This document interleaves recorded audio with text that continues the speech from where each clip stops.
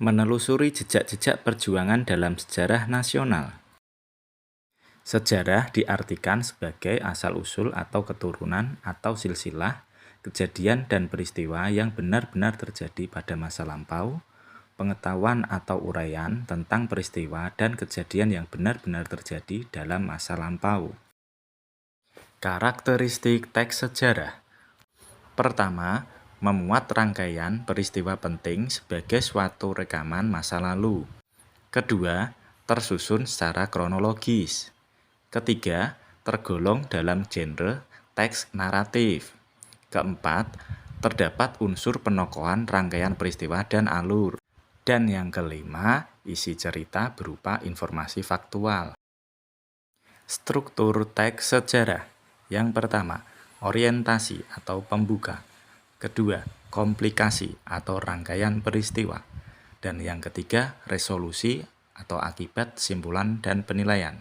Di dalam komplikasi terdapat urutan peristiwa secara kronologis, baik peristiwa pertama, peristiwa kedua, dan peristiwa ketiga, atau bisa dan seterusnya. Nilai-nilai moral dalam teks cerita sejarah. Pertama, nilai kepahlawanan. Kedua, nilai keberanian. Ketiga, nilai kesabaran. Keempat, nilai kerjasama. Dan yang terakhir, nilai patriotisme. Manfaat-manfaat teks cerita sejarah. Yang pertama, sumber belajar keteladanan. Yang kedua, menjadi sarana rekreatif.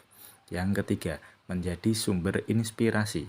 Yang keempat, memperjelas identitas dan kepribadian bangsa. Dan yang terakhir, memperteguh sikap kebangsaan. Perbandingan teks cerita novel dan sejarah. Pertama, persamaan novel dan teks sejarah. Ceritanya sama-sama bersifat naratif, berpola kronologis, kausalitas, dan banyak menggunakan konjungsi temporal atau penyebab. Kedua, perbedaan novel dan teks sejarah. Teks novel bersifat imajinatif dan teks sejarah bersifat faktual. Teks novel, rangkaian peristiwanya bersifat hierarkis, sedangkan untuk teks sejarah, rangkaian peristiwa bersifat gradual. Untuk novel, memungkinkan tidak ada kejelasan pada akhir cerita. Dan untuk teks sejarah, ada kepastian pada akhir cerita sebagai konsekuensi dari peristiwa sebelumnya. Unsur-unsur kebahasaan teks cerita sejarah terdiri dari kata-kata tindakan, kalimat bermasa lampau, konjungsi kausalitas, konjungsi temporal, dan keterangan tempat beserta waktu.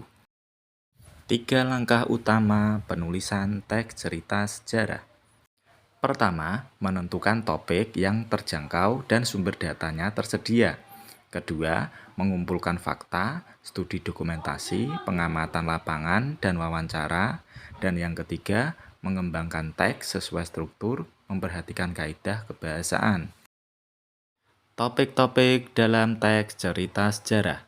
Yang pertama, silsilah peran seorang tokoh masyarakat. Contohnya, kuncen, bidan kampung, dan dukun desa. Kedua, peristiwa alam. Contohnya, banjir, gunung berapi, dan gempa. Ketiga, peristiwa sosial atau budaya. Contohnya, kerusuhan, demonstrasi, dan pemilu. Yang keempat, adat istiadat masyarakat sekitar. Contohnya, lamaran dan tradisi keagamaan.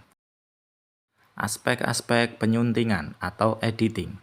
Yang pertama, kaidah kebahasaan. Yang kedua, struktur teks. Dan yang ketiga, ejaan atau tanda baca.